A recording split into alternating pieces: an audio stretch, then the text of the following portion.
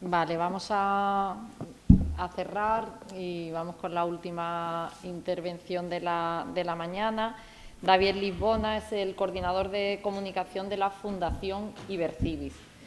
La Fundación Ibercibis, que es una fundación privada sin ánimo de lucro, cuyo objetivo es realizar, promover y visibilizar la ciencia ciudadana que se hace en España, es un agente fundamental en todo esto. De hecho, ahora estamos llegando muchas a la ciencia ciudadana y Ibercibis ya llevaba ahí mucho tiempo. Le pedimos a Daniel precisamente que cerrara la jornada porque, bueno, queríamos que nos escucháramos primero y demás y poder irnos en ese cierre con las ideas claras sobre lo que es la ciencia ciudadana, cómo podemos trabajar en ella, y espero que os resulte interesante. Cuando tú quieras, Daniel. ¿Vas a hablar desde abajo entonces? Sí, sí, ¿me oís bien? ¿Todo bien? Entiendo que le veis todo bien. Perfecto. Y se escucha, bueno, ese micro. Ya que yo soy no el último, vamos a hacerlo un poco más informal, ya me perdonaréis. Y nada, antes de nada, agradecer tanto a Elena como a Pablo como al equipo de la Unidad de Cultura Científica de la Universidad y a los miembros de la Universidad por acogernos. Habéis sido unos grandes cicerones. Y nada, quería empezar preguntando, Gemma ha intentado preguntar al principio de la mañana, más o menos para hacer una idea, ¿cuántos de vosotros estáis familiarizados con el término de ciencia ciudadana antes de venir aquí? ¿Me podéis hacer una pequeña estimación? ¿Levantamos la mano? ¿No? Vale. ¿Y de vosotros cuántos aplicáis metodologías de ciencia ciudadana en vuestra investigación científica? Vale, genial. Bueno, enhorabuena. Vale, pues quería comenzar antes de nada recalcando yo lo que creo que es una idea fuerza relacionada con la comunicación y la comunicación científica y que creo que está en el corazón de estas jornadas, y es recalcar y hacer hincapié en la necesidad de utilizar la comunicación y la comunicación científica como una herramienta y como un recurso transversal a toda la actividad investigadora y en todos los proyectos. Creo que cada vez la investigación toma más peso en los proyectos y que todos los participantes en cada uno de los proyectos de investigación deben ser conscientes de que la comunicación es transversal y que todos tenemos que hacer comunicación.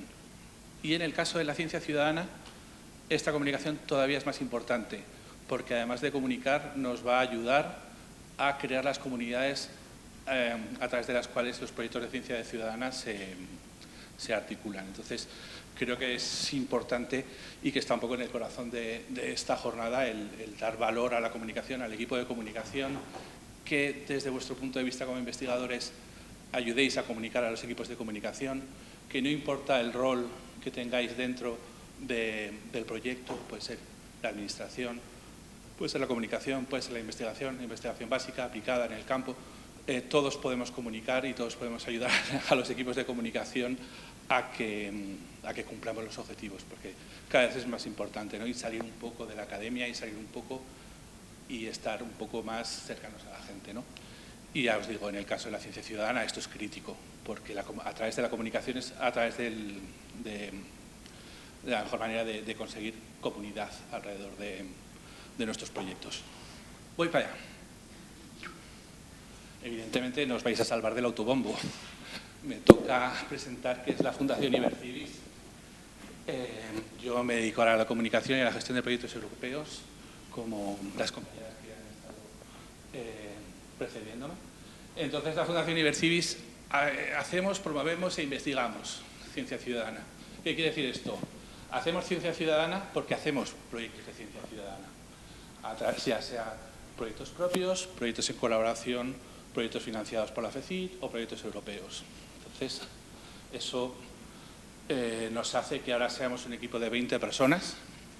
Cuando empecé yo era la quinta, y entonces que veáis también que la ciencia ciudadana está en un momento estupendo y que está ayudando a traer recursos y a dar posibilidades tanto a científicos como a profesionales de la comunicación a encontrar su trabajo.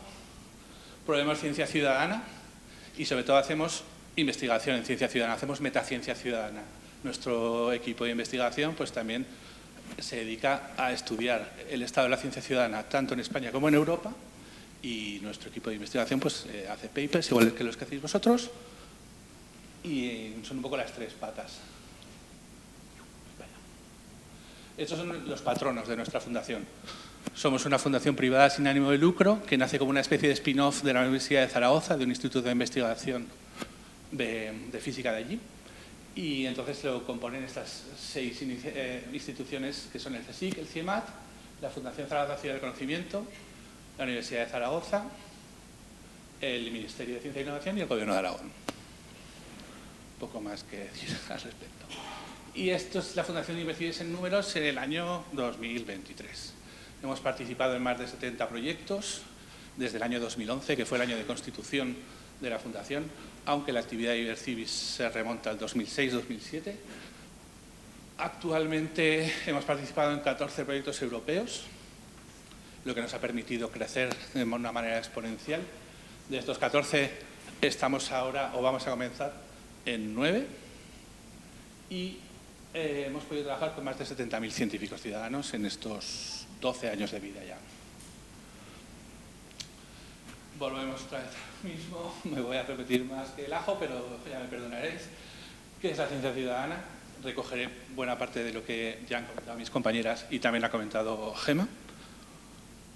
Aquí os he puesto 3 definiciones que no vamos, tampoco quiero entrar en ellas, pero bueno, la del año 95 es como la que da un poco el pistoletazo, que es la de Alan Irwin, que es un tipo de ciencia que atiende a las necesidades y preocupaciones de los ciudadanos. Es una forma de ciencia desarrollada y llevada a cabo por los propios ciudadanos.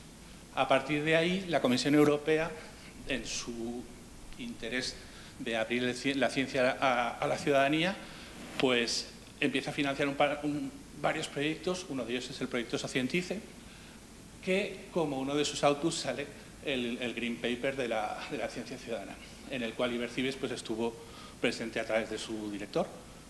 Y entonces es una de las definiciones que a mí personalmente más me gustan, ¿no? Que es el compromiso del público general en actividades de investigación científica, cuando los ciudadanos contribuyen activamente a la ciencia con su esfuerzo intelectual o dando soporte al conocimiento de sus herramientas y recursos. Esto es un poco vago, un poco abstracto, luego lo bajaremos al terreno. Porque, como veis en nuestro logotipo, le hemos metido un claim, que es el de gente haciendo ciencia, al que hacía alusión Gemma al principio de la mañana. Gente haciendo ciencia es una frase que todos podíamos haber dicho en cualquier momento, pero que es una frase que está siempre en boca de nuestro director Francisco Sanz, y que creemos que, aunque parezca algo vaga o que no vaya al meollo, sí que lo que hace es difuminar la barrera entre la academia y la sociedad. Entonces nos parece que recoge muy bien tanto el espíritu de la ciencia ciudadana como el espíritu de nuestra propia fundación, y lo utilizamos desde hace unos meses como claim.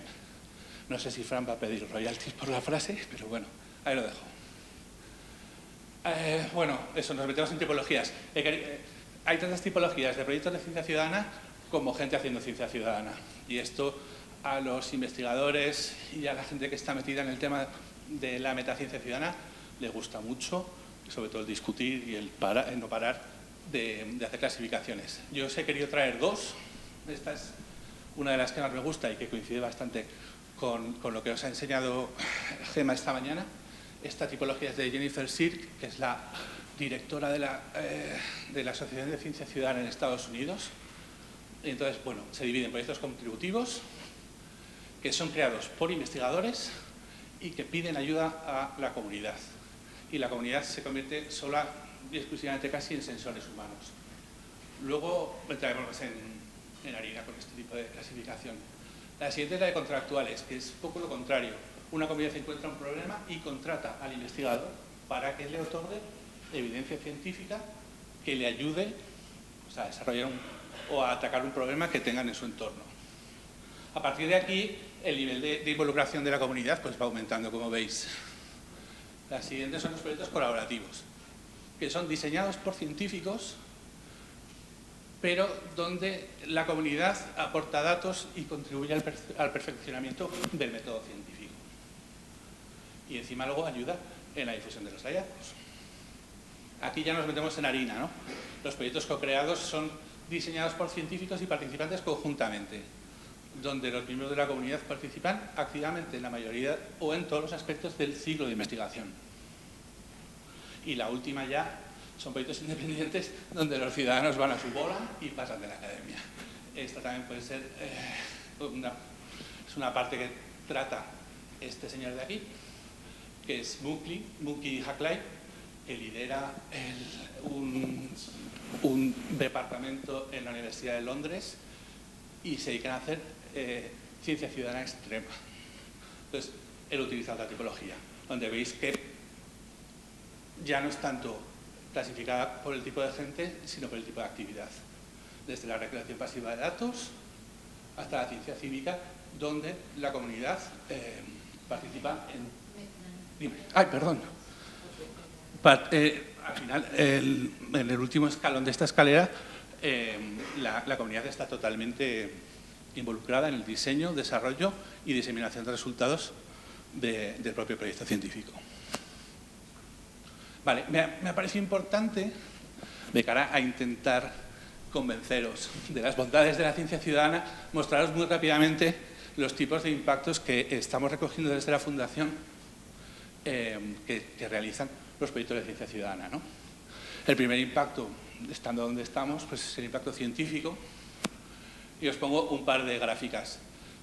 En la academia, esta gráfica lo que muestra es, a lo largo del tiempo, el número de papers que contienen la palabra Citizen Science en su estructura. Y ya veis que a partir del año 2008-2009 el crecimiento está siendo exponencial. Entonces, bueno, hay impacto científico y es relevante y es de calidad. Y luego fuera de la academia, y os he traído el ejemplo de una plataforma online que se llama Galaxy Zoo, que no sé si la conocéis. Es una plataforma colaborativa y online en la que cualquier investigador puede subir su proyecto y pide ayuda a la comunidad. Y luego podemos ver en qué se traduce esa ayuda, pero para que veáis hay 746 millones de clasificaciones hasta el momento en el que hice la captura, que fue antes de ayer. Y hay 2,5 millones de voluntarios o de participantes, porque no me gusta la palabra voluntario, alrededor de esta plataforma, y se está generando un conocimiento a partir de estos proyectos increíble. Y está fuera de la academia. Entonces, bueno, es una manera de que veáis que hay un impacto científico real y de calidad en los proyectos que utilizan metodologías de ciencia ciudadana. Luego, pues, impacto político. En España, pues os he puesto 3 extractos tanto de la Estrategia Española de Ciencia y Tecnología 2003-2027, la Estrategia Nacional de Ciencia Abierta, que salió la semana pasada, y del Plan de Estrategia de Investigación Técnica e Innovación, también para el ciclo 21-23. Son 3 documentos marcos, que estos son del Ministerio de Ciencia e Innovación, que ya ponen en valor la utilidad de la ciencia ciudadana. ¿Vale? Bueno, ahí podéis ver un poco lo que he extraído, pero también me interesaba mucho enseñaros pues eso, la nueva ley de universidades que se presentó hace relativamente poco, en el cual yo creo que hemos estado trabajando, Gemma, activamente, con el ministro Subirats. Eso. Y ya veis que, además de que en la convocatoria FECIT, a través del dinero que viene del Ministerio, hay una nueva línea de financiación para proyectos ciudadanos, de ciencia ciudadana con duración de 2 años, pues ya veis que hay un interés muy grande desde el Ministerio de Universidades y desde la universidad en su conjunto en abrirse a la ciudadanía. Entonces, ellos están poniendo de su parte y nosotros o vosotros como investigadores pues también tendremos que empezar a poner de la nuestra. Bueno, en Europa, pues en Europa, los que conocéis el esquema de financiación de la Unión Europea, hemos pasado de Horizonte 2020 a Horizonte Europa. En el Horizonte 2020 existía la línea de financiación asociada a los SWAPs, Ciencia por y para la Sociedad, donde había una cantidad de dinero destinada a iniciativas de ciencia ciudadana. Lo que ha pasado en Horizon Europe es que, además de esos 3 pilares de excelencia, ciencia excelente, no leo, pues como podéis ver abajo, hay un pilar transversal que se refiere específicamente a la participación de la ciudadanía en el desarrollo y la innovación científica en Europa. Entonces ahora, por un lado, nos han quitado nuestro pequeño sitio donde conseguíamos financiación vía proyectos de ciencia ciudadana, pero ahora la ciencia ciudadana se impone como uno de los criterios de selección a la hora de dar proyectos europeos. En la presentación de Horizon Europe, pues Marina Gabriel, que es la comisaria europea de innovación, pues nos dejó esa cita que os he dejado ahí. El trabajo conjunto entre ciudadanos, científicos y políticos es esencial para reconocer la investigación y la innovación. La tercera pata, el impacto, es el impacto educativo, que también algunas de vosotras en los proyectos que me han precedido lo habéis comentado, sobre todo en el tema de aprendizaje y aprendizaje al servicio. Las metodologías de ciencia ciudadana en el aula, pues eso, introducen el trabajo de la investigación y el método científico en el aula, o sea, es más fácil llegar a mostrar vuestro trabajo a través de proyectos de ciencia ciudadana y así fomentar vocaciones STEM, formaciones STEAM y fomentar el pensamiento crítico. Y sobre todo, mitigan la brecha de género. Esto no lo digo yo porque me da la gana de decirlo, sino que está avalado por estudios. Entonces, he querido coger también este pequeño extracto de Josep Perelló, que es una de las personas de la Universidad de Barcelona que está también muy metida en el mundo de ciencia ciudadana. Están, bueno, en la oficina de ciencia ciudadana de Barcelona no está en Open Systems, ¿no? Dirigió la oficina. Entonces, desde 2016 a 2020 hicieron el análisis del impacto que había tenido una serie de proyectos de ciencia ciudadana en el aula y de ahí extraje esta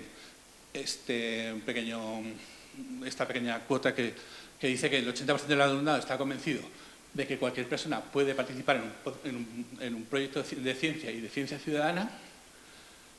Cambia la percepción del investigador, lo alejamos de la imagen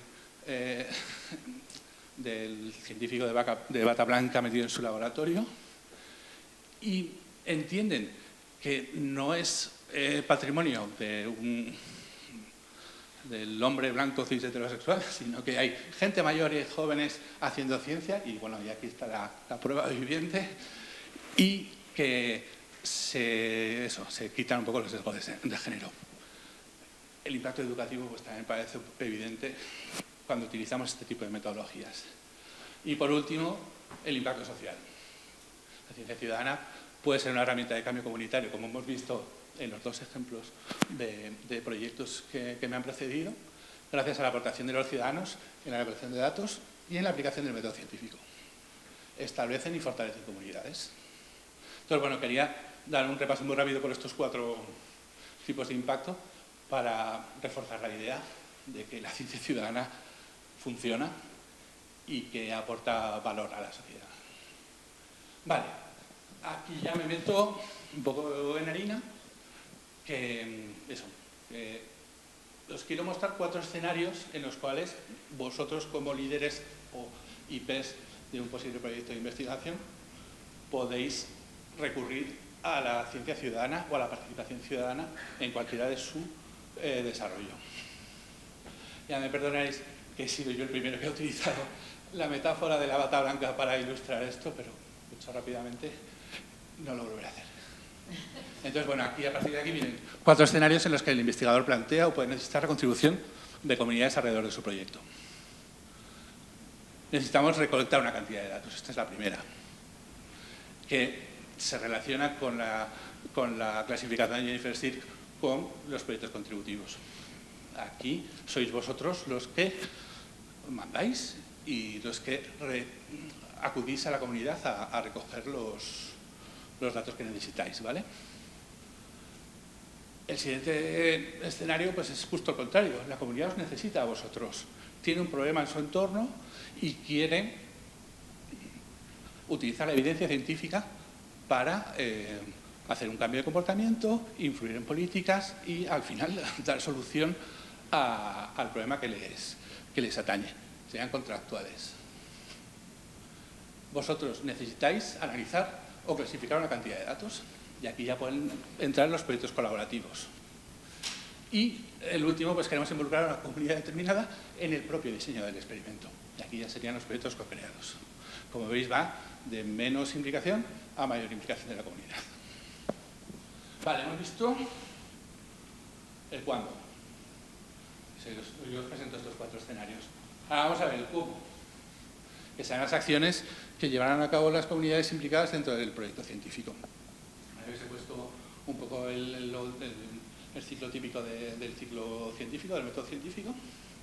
Y entonces vamos analizando uno a uno los 4 escenarios que os he propuesto.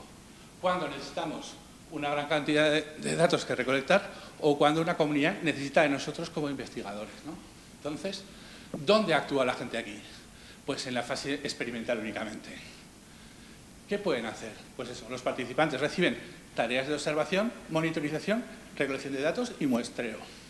Ese tipo de actividades se identifican en, pues eso, lo que interpretamos como un proyecto de ciencia ciudadana al uso. ¿Cuándo? Pues como los BioBlitz que hemos visto antes, cuando una comunidad la enviamos a que identifique biodiversidad, a que haga mapeado, a que haga alerta, a que avise y genere alertas tempranas, a que ceda la capacidad de cálculo de sus máquinas. Si conocéis proyectos de computación distribuida, es una manera muy pasiva de colaborar en la ciencia, pero bueno, es una manera y por ahí empezaron muchos proyectos. O con la transcripción de textos vía aplicaciones web, el móvil, online o lo que sea. Como antes hemos hablado de impactos, pues esta participación tendría un impacto educativo, porque los participantes se llevan algo, y científico, porque los participantes contribuyen a que vosotros tengáis resultados científicos. Aquí me quiero parar, porque el tema de la validación de datos recogidos por la comunidad, pues suele suscitar cierta suspicacia por parte de la comunidad investigadora. Y sabemos que hay una barrera muy grande en ese sentido y que se achaca a que no tienen la calidad ni el rigor necesario. Entonces, bueno, desde las comunidades que desarrollamos proyectos de ciencia ciudadana, lo que intentamos es realizar este tipo de sugerencias para que la toma de datos sea científicamente tanto útil como relevante. Pues eso, vais a establecer protocolos y métodos para la toma de datos. Nos aseguraremos de comprender que el participante entiende las instrucciones y buscar su capacitación si es necesario y sobre todo ser preciso y consistente en la recopilación y registro de los datos. El segundo, que es el tercer escenario que os planteaba, era el de necesitábamos analizar o clasificar una cantidad de datos. Aquí ya incluimos a lo que sería la participación en la fase experimental al análisis y clasificación de datos. Los participantes, además de hacer esos muestreos, pues van a poder analizar, clasificar o procesar información que viene o bien desde el investigador o desde otros ciudadanos que los han recolectado. Pues, ¿qué tipo de actividades se recogen en esta fase? Pues el reconocimiento de análisis de sonidos, la traducción de textos o la ordenación. Perdonad, que me quedo sin voz. Además, en este tipo de proyectos colaborativos pues también se va a pedir el feedback para intentar ir refinando el método científico o la metodología que se está utilizando en este caso y también contribuir en la comunicación de resultados. ¿Qué impactos? Pues aquí volvemos a tener para los participantes y para los científicos impacto educativo y impacto científico, como hemos visto antes. Y aquí ya llegamos al cuarto escenario que os quería presentar, que es el de involucrar directamente a la comunidad en el diseño del proyecto, que son los proyectos co-creados. Entonces, además de todas las fases anteriores, incluye el propio codiseño del proyecto. Habéis visto ejemplos muy claros, tanto en Diver Farming como en Inhabit, que hay partes de codiseño entre la comunidad científica y la comunidad participante. Entonces, la comunidad se involucra en la planificación, en el diseño y ejecución del proyecto y en sus experimentos. Y su papel es mucho más activo en la investigación. Participan en actividades prácticas y generan impacto directo en su entorno o su comunidad. Y nada mejor que los ejemplos que hemos visto antes para corroborar que la utilidad. Entonces, aquí ya el impacto ya es tanto científico como educativo, como social e incluso político. Si a partir de la evidencia científica logramos conseguir un cambio de comportamiento o que las instituciones se han sido mapeadas como uno de los públicos objetivos a los que queremos llegar, hacen caso y pueden modificar pues, políticas a través de acciones basadas en la evidencia. Vale, y ahora vamos a ver a quién involucramos en la ciudadanía, que es un poco la parte en la que nos estamos especializando y en mi caso, pues eso, en la creación de comunidades en torno a proyectos de ciencia ciudadana y en sus engagement y sus motivaciones. Y aquí es donde la comunicación y la comunicación científica pues son claves y son críticas. Lo mismo, del ciclo científico al proyecto de ciencia ciudadana. Yo aquí identifiqué una serie de pasos, pues eso, se identifica el objeto de estudio, el investigador, la comunidad o juntos, se diseña el experimento, se desarrolla la comunidad en torno a la cual se va a desarrollar el experimento, se pone en marcha, se analizan y se diseminan los datos. De aquí ya hemos tenido testimonios y que son mucho más válidos que el mío, entonces solo me voy a centrar en el tema del desarrollo de la comunidad, utilizando herramientas de comunicación. Como siempre, como en cualquier parte de comunicación, sea del tipo que sea y sea de la empresa que sea, identificar a los stakeholders, a los grupos de interés para el proyecto, que a menudo corresponden con las comunidades interesadas en participar, pero puede pasar que no sea así. Pero por eso pues, solemos hacer esa distinción. Cuando hablamos de stakeholders, pues hablamos, pues, yo qué sé, podemos hablar de políticos, medios de comunicación, gente que no va a estar involucrada dentro del propio desarrollo del proyecto, pero que nos va a ayudar a difundirlo o a generar políticas relacionadas con él. Para mí es muy importante también el desarrollo de una narrativa propia del proyecto. Contarlo. Una vez que tenemos definidos todos los públicos y todos los stakeholders, que sean actores de la historia que queremos contar. Lo que no tiene nombre no existe y es importante que, no sé si desde el equipo de comunicación del proyecto o desde el equipo completo, pues se trabaje en una narrativa propia.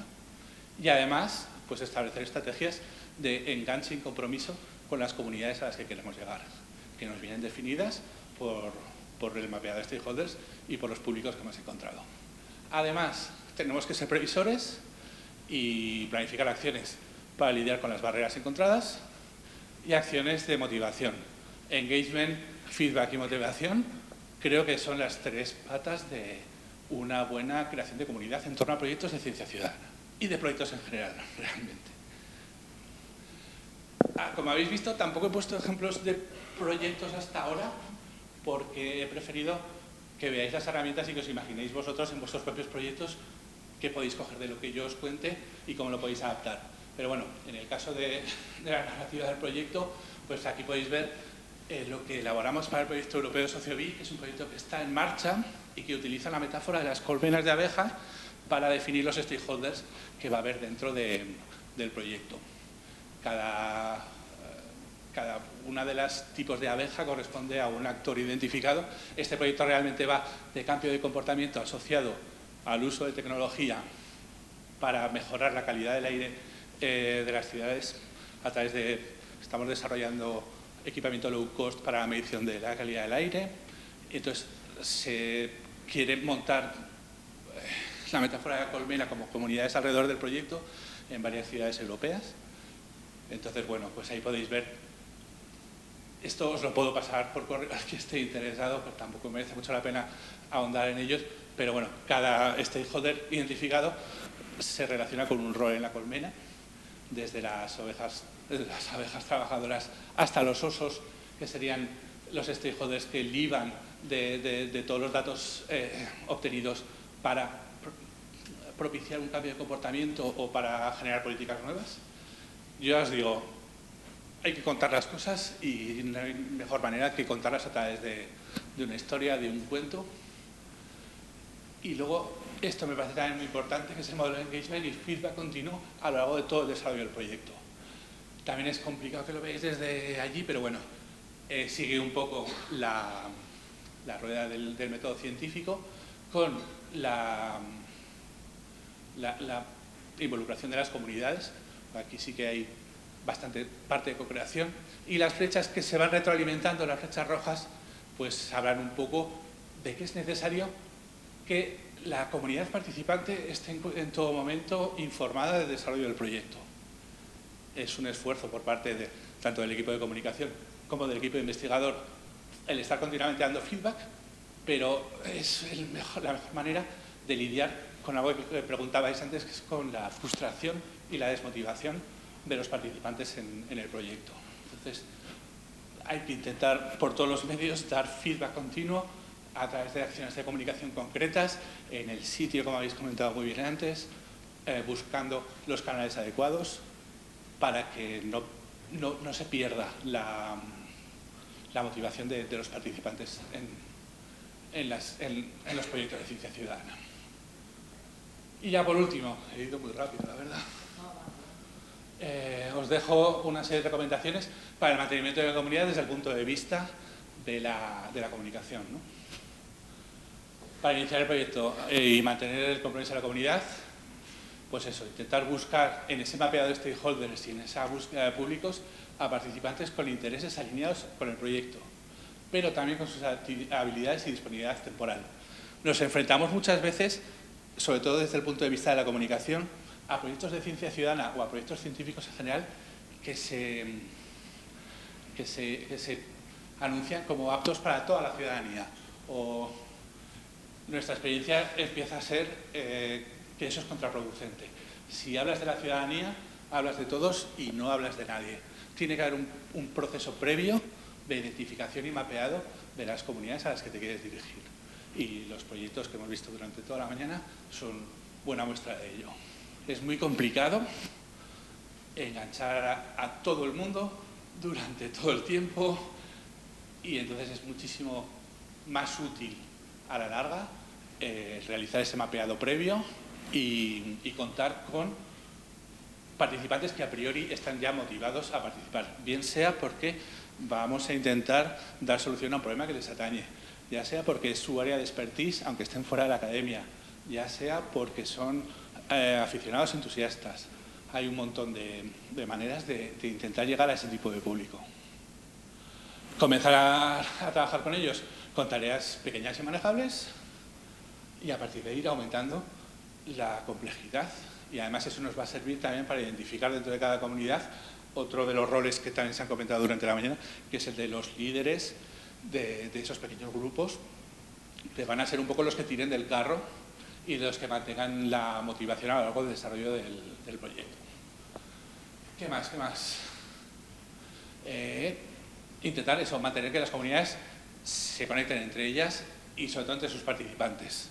Y no dejar atrás el equipo del proyecto. El equipo del proyecto no estáis en una atalaya en la universidad dándole la espalda a la puerta del laboratorio con una bata blanca.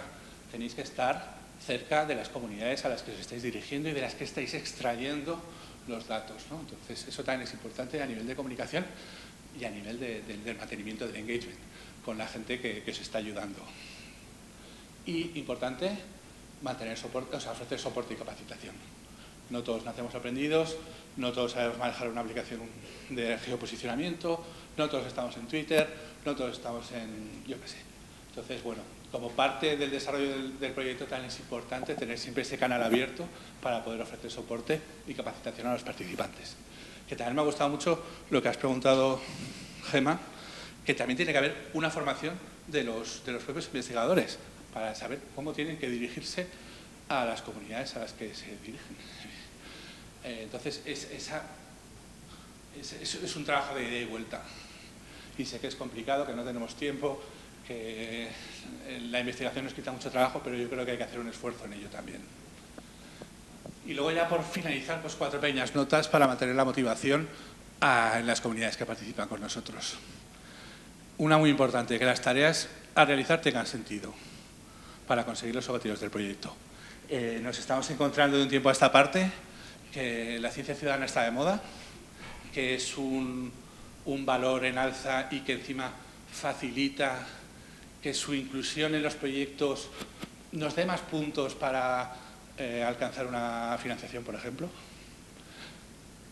Y luego nos encontramos que el investigador ha hecho también su trabajo, ha diseñado también el proyecto, que no tiene papel, pese a que lo ponga en la propuesta, que el ciudadano no tenga papel en él, ya sea porque las herramientas de medición científicas son tan buenas que no necesitas del papel del ciudadano, ya por lo que sea.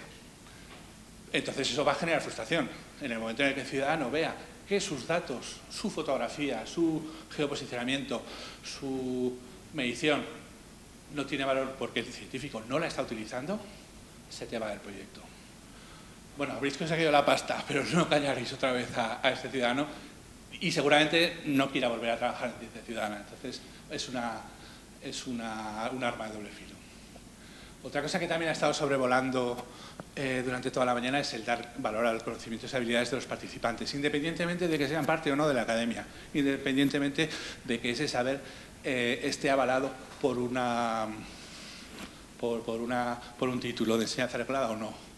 Entonces hay que tener mucho cuidado también desde el lado de la comunicación, cómo comunicamos, porque seguramente pues, escribiremos un artículo en la web del proyecto sobre la disciplina científica que está desarrollando y seguramente el señor que entre a la web y lea sepa más que nosotros del tema. Y entonces hay que tener mucho cuidado y no tomarlos por tontos o por ignorantes, porque hay mucha gente fuera de la academia que sabe mucho. Entonces, bueno, hay que dar valor a esos conocimientos, tanto a la hora de comunicarnos con ellos como a la hora de utilizarlos e integrarlos en nuestra investigación.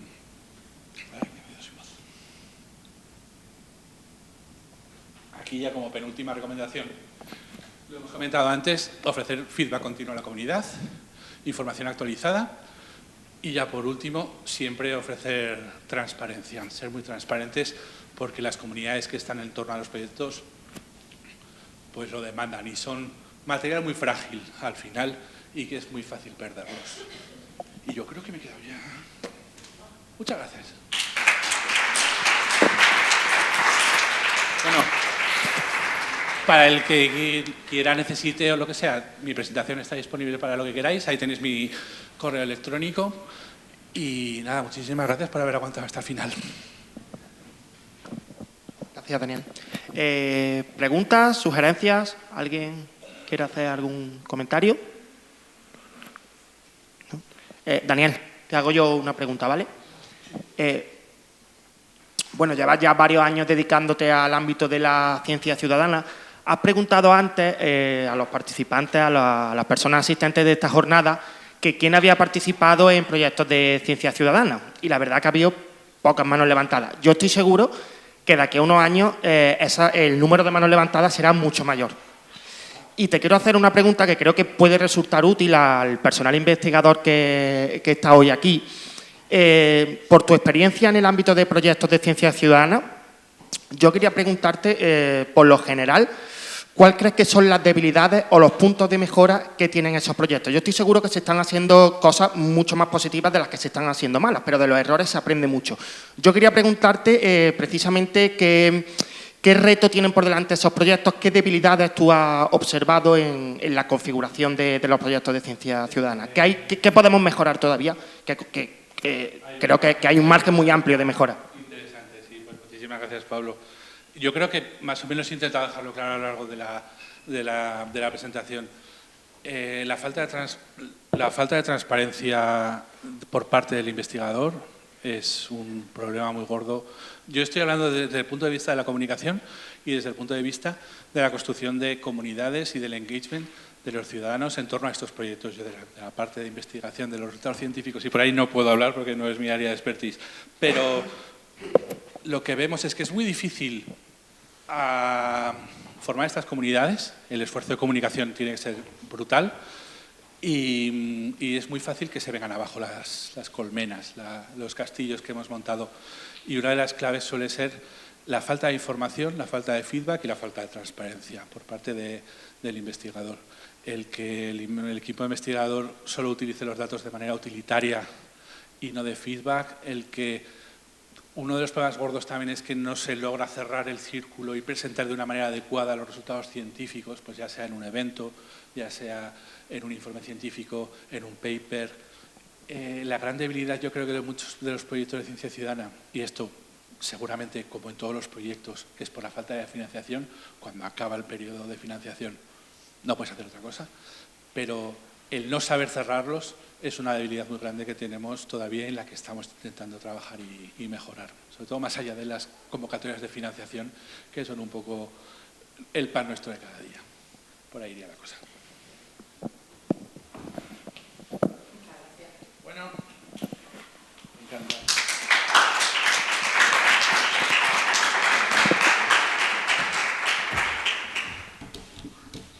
Bueno, ya es el final, ya no voy a hablar mucho más. Solamente os quiero agradecer, por supuesto, a las personas que nos habéis estado contando qué es esto de la ciencia ciudadana y cómo la llevamos a la práctica. Daros las gracias a todos los que os habéis inscrito y habéis participado esta mañana también, por supuesto.